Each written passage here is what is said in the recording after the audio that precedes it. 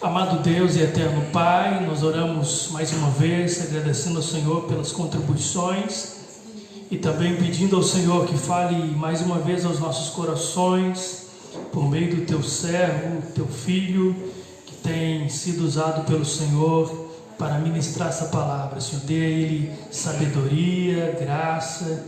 Senhor, que o Senhor continue usando o Teu Filho, Senhor, para a glorificação do Teu nome, para que o Teu nome seja exaltado, para que a Tua igreja seja edificada e o reino do Senhor avance. Senhor, fale profundamente conosco, porque nós precisamos sermos transformados por meio da Tua santa e maravilhosa palavra, em nome de Jesus. Amém.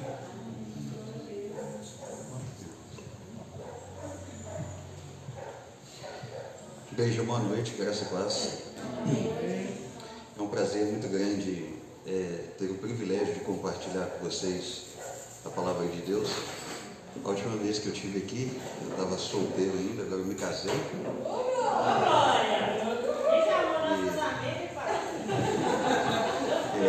A gente ficou um pouco triste, realmente, porque nós não tivemos o privilégio, a oportunidade de chamar nenhum de vocês, nossos amigos, porque o cartório disse que só podia ser Patrícia, eu e as testemunhas. E aí a gente tinha conseguido adiar só o nosso casamento no religioso, e agora nós tivemos uma notícia desagradável essa semana, de que a proprietária do sítio não quer ceder para a gente o lugar. Mas graças a Deus que nós tivemos uma experiência muito boa na aula de práticas ministeriais, onde o pastor Jonas simulou o nosso casamento. A gente pode dizer que já nos casou, né? E aí então a gente fica tranquilo, que se não conseguir nada no religioso, o pastor já casou a gente. Mas eu convido vocês a abrirem sua Bíblia em Isaías capítulo 43. Nós vamos ler do verso 14 até o verso 21. Isaías capítulo 43, nós vamos ler do verso 14 até o verso 21.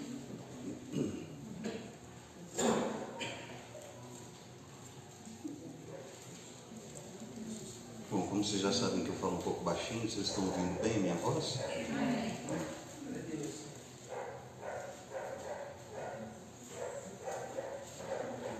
Enquanto nós procuramos, eu queria comentar uma coisa com vocês. Em geral,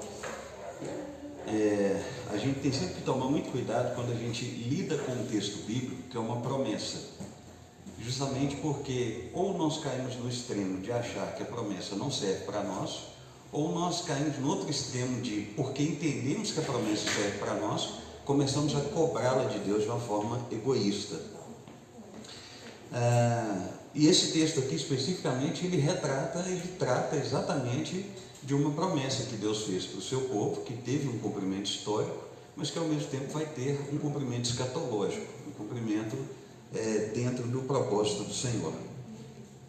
E então que na noite de hoje, quando a gente estiver refletindo sobre essa promessa, que nós nos apeguemos a ela com toda força, não de uma forma egoísta, mas de uma forma esperançosa. Esse é um texto que fala sobre a restauração de Deus, que Deus proporciona para o povo de Israel. Isaías capítulo 43, verso 14 até o verso 21. Muito bem, diz assim a palavra do Senhor. Assim diz o Senhor, o seu Redentor, o Santo de Israel: por amor de vocês mandarei inimigos contra a Babilônia e farei todos os babilônios descerem como fugitivos nos navios que se orgulhavam. Eu sou o Senhor, o Santo de vocês, o Criador de Israel e o seu Rei. Assim diz o Senhor, aquele que fez um caminho pelo mar, uma vereda pelas águas violentas, que fez saírem juntos os carros e os cavalos, o exército e os seus reforços, e eles jazem ali para nunca mais se levantarem. Exterminados, apagados como um pavio. Esqueçam o que se foi, não vivam do passado. Vejam, estou fazendo uma coisa nova. Ela já está surgindo. Vocês não a reconhecem? Até no deserto vou abrir um caminho e riachos no ermo. Os animais do campo me honrarão, e os chacais e as corujas, porque fornecerei água no deserto e riachos no ermo, para dar de beber ao meu povo, o meu escolhido, ao povo que formei para mim mesmo, a fim de que proclamasse o meu louvor. Amém. Nós vamos falar essa noite então sobre a restauração, e o título é exatamente a frase que dá início ao verso 19. Algumas traduções, mais rebuscadas, o título é assim: eis que faço novas todas as coisas. É sobre isso que nós vamos falar essa noite. Quando a gente fala a respeito de restauração no nosso contexto, nós temos aquela ideia de pegar algo que já existia e refazer, tornar útil novamente. Mas esse contexto de restauração aqui vai além disso. Esse contexto de restauração tem a ideia de ser feito tudo novo. E aí, nesse momento que nós vivemos a pandemia, reparem um detalhe: nós não podemos ter todos os irmãos presentes conosco. Alguns de nós perdemos emprego, alguns de nós perdemos patrimônio, alguns de nós perdemos familiares, alguns de nós tivemos perdas afetivas de coisas e de pessoas que nós considerávamos importantes para nós. O meu desejo é que nenhum de vocês tenha perdido nenhum parente com o Covid-19. Meu desejo é que nenhum de vocês tenha perdido o emprego. Meu desejo é que nenhum de vocês tenha tido uma perda patrimonial muito significativa, muito assustadora. Mas caso isso tenha acontecido, ou caso você conheça pessoas que tiveram esse tipo de perda, o que nós vamos aprender essa noite é que Deus tem o poder de restaurar. Não é uma restauração daquele ponto de vista da teologia da prosperidade, em que Deus se vê obrigado a me dar aquilo que eu perdi patrimonialmente, mas sim uma restauração do ponto de vista do caráter e do ponto de vista da nossa espiritualidade.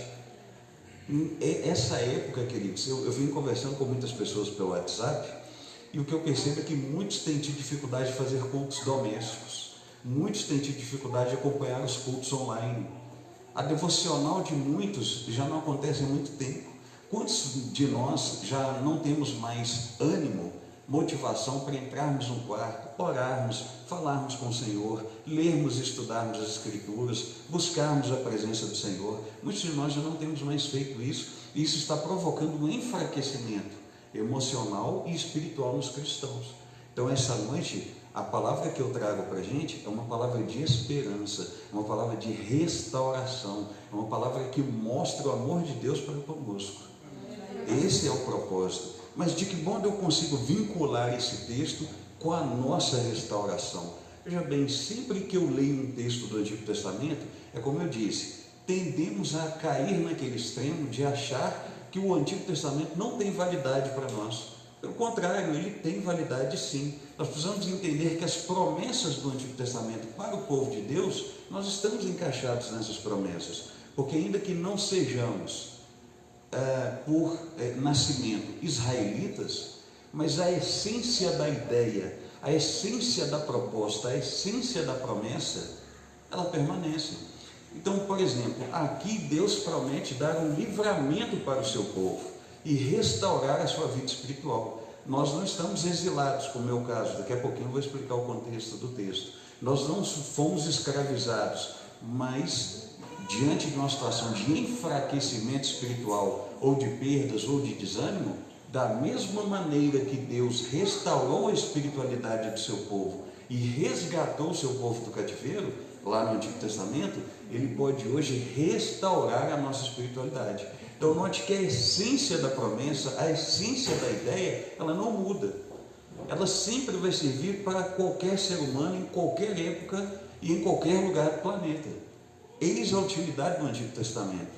Ao mesmo tempo, quando nós estamos olhando um texto profético como esse do Antigo Testamento, vai uma diquinha. E depois, se vocês quiserem fazer seminário lá com a gente, é só fazer. Todo texto profético precisa ser visto sob dois pontos de vista: o ponto de vista humano e o ponto de vista divino. O ponto de vista humano é: o profeta falou para a sua contemporaneidade, o profeta falou para o povo que vivia na sua época. O profeta não era capaz de prever o futuro. Qualquer futuro seria um futuro próximo, um futuro que tinha a ver com aquelas pessoas enquanto elas estivessem vivas. Então é por isso que a gente vai dizer que historicamente esse texto já se cumpriu. Mas ao mesmo tempo existe o ponto de vista divino, que é o cumprimento escatológico. Note que o maior plano da parte de Deus é o plano de salvação. Tudo aquilo que acontece na história da humanidade, todas as intervenções de Deus, o fato de Deus ter levantado, escolhido Abraão, de Abraão ter nascido uma nação, Israel, de Israel ter vindo o Salvador do mundo, que é o Senhor Jesus encarnar, andar entre nós, nos ensinar o Evangelho, morrer, ressuscitar, estabelecer agora entre os gentios, isto é, aqueles que não eram israelitas, junto com os israelitas, uma igreja, e colocar sobre essa igreja a responsabilidade da proclamação do Evangelho, para que um dia ele volte. Perceba que está tudo caminhando para um propósito só: salvar o ser humano e levar esse ser humano para morar na Nova Jerusalém e conviver com esse Deus por toda a eternidade.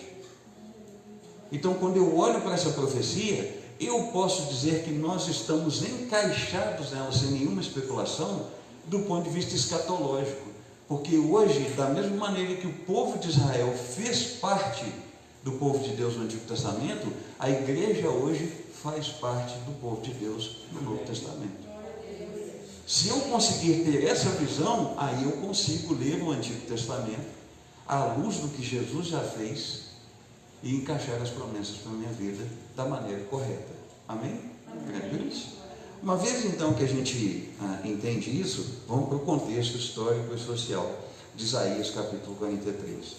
Em termos de estrutura de livro, o livro está dividido em 3 grandes partes. Do capítulo 1 até o capítulo 39, Isaías então pregou contra reis, contra profetas, contra o povo, fazendo denúncias do pecado.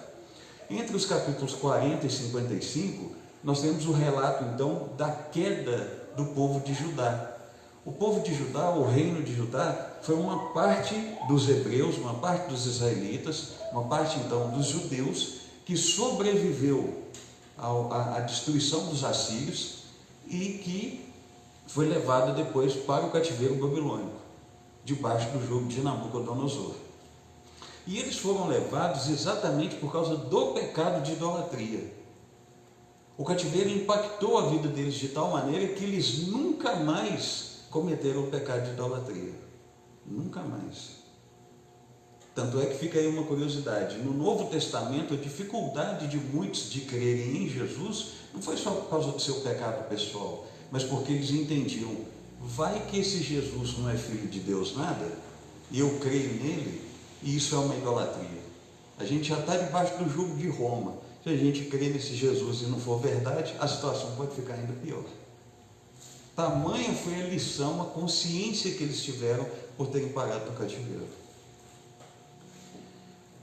E aí, dos capítulos 56 em diante, até o fim do livro, é a restauração, é o cumprimento dessa promessa através do Império Persa, que destruiu os babilônicos, e Ciro, o imperador persa, libertou o povo do cativeiro para que eles pudessem voltar para a terra de Judá, que a essa altura era uma terra desolada e que eles iam ter que começar tudo de novo, a vida tudo de novo.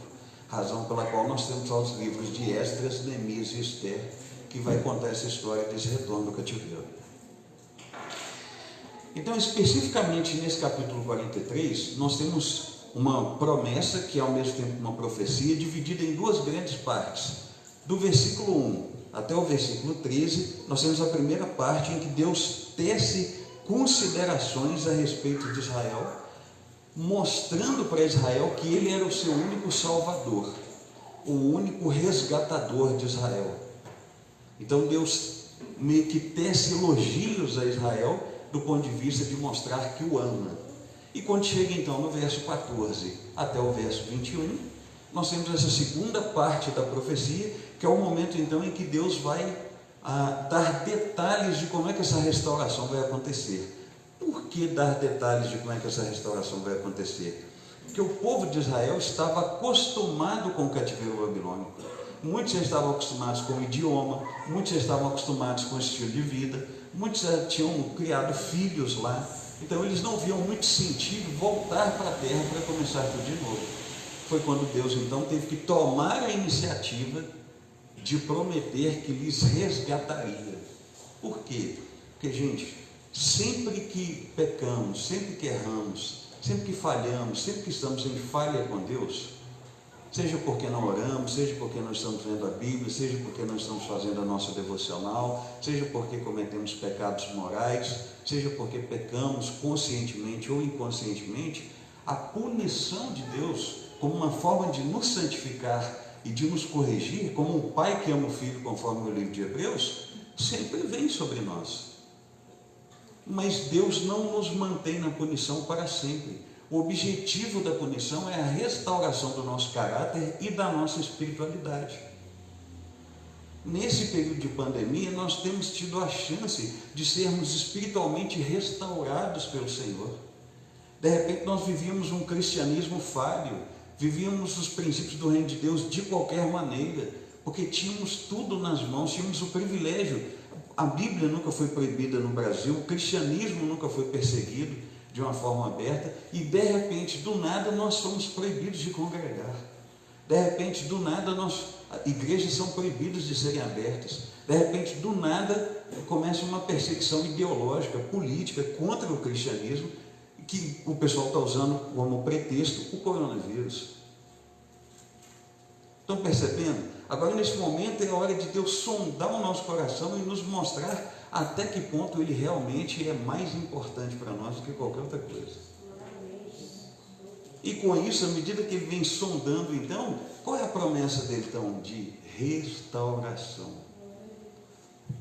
Então, o texto basicamente se divide em 3 grandes partes. Do verso 14 até o verso 17, Deus se manifesta como esse libertador. No verso 18, Deus mostra então, Ele promete a restauração. E do verso 19 até o verso 21, Ele mostra os resultados dessa restauração sobre aquele povo que estava no cativeiro babilônico e que estava aguardando então esse resgate, essa restauração. Trazendo então para os nossos dias, nós temos algumas lições que nós podemos aprender desse texto no que diz respeito à restauração de Deus para nós. O que significa Deus dizer para nós que está fazendo novas todas as coisas. E é muito importante então que nós nos apeguemos a essa promessa, como eu disse, não de forma egoísta, mas de uma forma esperançosa. Esperançosa. Então a primeira grande lição que nós podemos aprender é que Deus sempre toma a iniciativa de nos restaurar. Eu tenho certeza que cada um de vocês deve ter uma história para contar. Ou uma época que ficou desempregado e Deus abriu uma nova porta. Ou uma época que ficou enfermo e Deus curou. Ou uma época que teve algum problema com algum familiar e Deus abençoou. Ou mesmo a sua própria conversão, sua própria salvação. Como você andava de maneira torpe, iníqua, pecaminosa, desgarrada, totalmente fora da vontade de Deus, e de repente Ele veio e te salvou. São todas demonstrações de quê? De restauração. São todas demonstrações de quê? De cuidado. E com certeza, em 100% desses casos, não foi você que buscou o Senhor. Foi Ele que tomou a iniciativa de te restaurar. Até o desejo que nasceu no seu coração de buscar pela ajuda dEle, foi Ele que colocou no seu coração. Então, se todos nós, da mesma maneira que esse povo, temos uma história para contar de restauração, nós só confirmamos a primeira grande lição de que Deus sempre toma a iniciativa de nos restaurar. Vamos ver o que diz entre os versos 14 até o 17. Assim diz o Senhor, o seu Redentor, o Santo de Israel: por amor de vocês mandarei inimigos contra a Babilônia e farei todos os babilônios descerem como fugitivos nos navios que se orgulhavam. Eu sou o Senhor, o Santo de vocês, o Criador de Israel, seu Rei. Assim diz o Senhor, aquele que fez um caminho pelo mar, uma vereda pelas águas violentas, que fez saírem juntos os carros e os cavalos, os exércitos e seus reforços, e eles jazem ali para nunca mais se levantarem, exterminados, apagados como um pavio. Gente, isso é impactante, porque perceba, como é que Deus toma a iniciativa de nos restaurar nesse texto? Usando 2 argumentos. O primeiro é de seus próprios atributos. Deus fala de si, da capacidade que Ele tem. E o segundo é o argumento do Êxodo. Nós vamos explorar agora com detalhes. O primeiro argumento, Deus começa dizendo: olha, eu sou o Redentor, eu sou o Criador de vocês, eu sou o rei. Ser redentor aqui tinha a ver com vingar aquele que foi desfavorecido, fazer justiça sobre aquele que foi injustiçado. Ser redentor aqui tem a ver com comprar uma dívida. É isso que a palavra no original quer dizer. É bem interessante porque lembra muito o conceito do parente resgatador que a gente tem lá no Antigo Testamento. Funcionava assim, uma questão cultural, tá, irmãos e irmãs? Então a Fabiana se casou com o Nilson, e de repente, por alguma razão qualquer, o Nilson faleceu. Quem era o proprietário então da casa, da terra, do arado, dos escravos, dos servos e de tudo mais que eles possuíam como patrimônio? Só o Nilson. Era assim que a sociedade funcionava. Então, para a Fabiana não cair ou não ter que voltar para a casa do pai, porque era a única alternativa que a mulher tinha, e tinha pai que não aceitava a mulher de volta. Então, para ela não voltar para a casa do pai, ou ela caía na mendicância ou na prostituição, porque ela também não podia trabalhar fora e ela não podia ser proprietária de bem algum. Então, o que era feito por ela conforme a lei de Moisés? Chamava-se o redentor. Quem é o redentor? É o parente resgatador. Ela tinha que se casar com o cunhado, com o irmão do Nilson. Para quê? Para manter a herança do Nilson dentro da família e garantir para os filhos dela a herança e a sobrevivência dela. Tem gente rindo aí porque não consegue se ver se casando com o cunhado. Mas era assim que funcionava. Era assim que funcionava. Patrícia mesmo hoje comentou isso comigo, para que esteja hoje de manhã, ela falou, bem, dava mal no mês de casar com o seu irmão, que jeitão. Eu escolhi o irmão certo, seu irmão não dá não. Então veja bem, quando nós entendemos essa noção de resgate, olha o que estava acontecendo com esse povo. Eles foram escravizados, eles perderam tudo, perderam a terra, perderam o direito de adorar no templo, perderam a comunhão com Deus, perderam tudo. E Deus se colocou como seu parente resgatador, como aquele que redime, como aquele que restaura a vida social desse povo, lá na época, e a sua espiritualidade. Mas por que Deus tomou essa iniciativa? Por que Ele fez isso? Porque existe pecado entre nós. E lá no Éden, no capítulo 3 do verso 15, Deus prometeu um dia que levantaria o descendente da mulher para que ele resolvesse a situação do ser humano, do pecado, e pisasse na cabeça da serpente. Portanto, dos descendentes da serpente. Portanto, todas as vezes que Deus se interpôs, que Deus interveio, que Ele restaurou no Antigo Testamento, Ele restaurou debaixo da promessa de que no futuro Ele providenciaria a justiça plena sobre aquele povo. Quem foi que fez isso? Jesus, o seu Filho, enviado séculos mais tarde para morrer, para que toda a ira, toda a vingança, toda a justiça de Deus recaísse sobre Jesus em razão do que aquele povo havia feito. E nós hoje, nós podemos nos basear em quê? Nós podemos nos basear nesse mesmo Jesus que há pouco mais de 2000 anos atrás foi para a cruz, morreu por nós, deu a sua vida para que nós tivéssemos a vida eterna,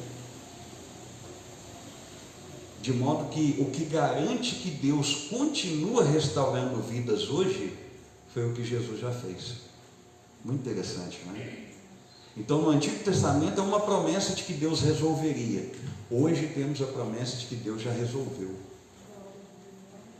É isso que precisa ficar claro para nós.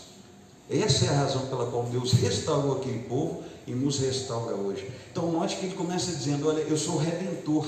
Ao mesmo tempo, ele diz assim, eu sou o Criador. Só existem dois verbos na Bíblia, em hebraico, para a criação. Um verbo que é utilizado pelo ser humano e bara, que é o verbo criado por Deus. E aqui é esse verbo. Quando dizem então que Deus é o Criador de Israel, não é só que Deus é o seu idealizador, no sentido de desejar que Israel fosse uma nação, e sim no sentido de que Deus, antes da fundação do mundo, estabeleceu, projetou, decretou a existência daquele povo para si, para Ele mesmo. Então, ouvir da parte de Deus, eu sou o seu Criador, é dizer o seguinte: você é minha propriedade exclusiva. 1 Pedro capítulo 2, verso 9 diz o quê? Vós sois sacerdócio real, nação eleita, povo de propriedade exclusiva de Deus. Então, de repente, essa é uma noite que você vem pensando: poxa, eu não tenho orado muito, não tenho lido muito a Bíblia, não tenho buscado muito ao Senhor, não tenho tido muito ânimo, mas essa noite Ele te restaura. Essa noite Ele diz para você assim: olha, não é pela quantidade de vezes que você ora, é pela qualidade da sua oração. Não é pela quantidade de livros da Bíblia que você lê, sim pela qualidade do estudo bíblico. Não é me buscar ritualmente como os outros estão fazendo, mas sim ter um coração agradecido por quem eu sou e por aquilo que eu faço na sua vida.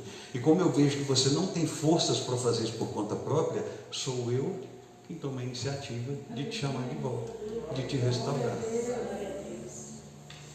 Amém? Amém. Então Ele também é rei. Na condição de rei, então Ele é o único capaz de exercer autoridade sobre o seu povo. A Bíblia diz que a ovelha ouve a voz do seu pastor e segue. Você sabe quando Deus está te chamando de volta para Ele. Você é capaz espiritualmente de ouvir a voz dEle te chamando de volta. E Ele não te chama como qualquer um, Ele te chama pelo seu nome. Ele valoriza quem você é.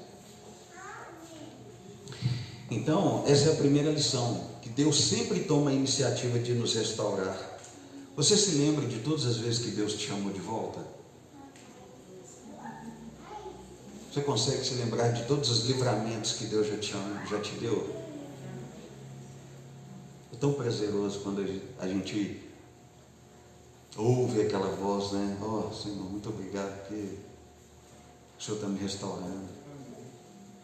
O Senhor está restaurando a minha espiritualidade. O Senhor está restaurando a minha vida com o Senhor, minha comunhão com o Senhor, meu relacionamento com o Senhor. Eu posso orar sem peso, sem culpa, sem dor, sem medo, porque o Senhor decidiu me restaurar. O Senhor tomou essa iniciativa. A segunda grande lição que nós podemos extrair é que nós podemos, então, já que Deus tomou essa iniciativa, nós podemos confiar na restauração e no perdão de Deus. Veja o que diz o verso 18. Verso 19. Vejam, eu estou fazendo uma coisa nova. Ela já está surgindo. Vocês não a reconhecem? Oh, perdão, é o 18 mesmo. Esqueçam o que se foi, não vivam no passado. Tem algumas versões que dizem o seguinte: não se lembrem mais, não considerem as coisas antigas. Quando nós vamos para esses textos mais rebuscados, mais próximos dos originais, o não se lembrar mais aqui não tem a ver com Deus te pedir para deixar de lado as coisas, mas tem a ver com você não ser saudosista. Vou dar um exemplo para vocês. Tem um amigo meu, já de muitos anos, tem aproximadamente uns 10 anos que nós nos conhecemos, e ele é um evangelista em potencial, um homem assim, um pregador fervoroso, um homem de Deus, piedoso e tudo. E ele me escreveu essa semana dizendo: rapaz, eu tenho uma saudade muito grande quando eu preparava sermões e pregava. Eu tenho uma saudade muito grande de evangelizar, eu tenho uma saudade muito grande de congregar. Aí eu falei com ele: mas essa aqui é a beleza da graça. Você não precisa corrigir a sua vida para ir a Cristo. Você vai a Cristo e é Ele quem corrige a sua vida para que você dê sequência e continue caminhando o seu ministério. Mas por que ele me disse isso? Porque ele está desigrejado. E ele está entristecido porque não tem forças para voltar. Não consegue voltar sozinho. Mas também padece de um certo orgulho para não se permitir ser ajudado. Então ele fica vivendo de saudosismo, ele fica lembrando de quando ele pregava na praça, ele fica se lembrando de quando as pessoas se rendiam a Cristo com a sua pregação, ele fica se lembrando de outras obras que ele já fez pelo Senhor, mas fica tudo lá no passado. Tudo lá no passado. E aí, o não vos lembreis mais é não ficar preso a esse saudosismo, porque de repente você pode pensar, poxa, tive uma época que eu orava tanto, tive uma época que eu lia tanto a Bíblia, teve uma época que eu era bem mais participante, bem mais ativo nos cultos. Gente, a nossa relação com Deus, ela não se dá por performance.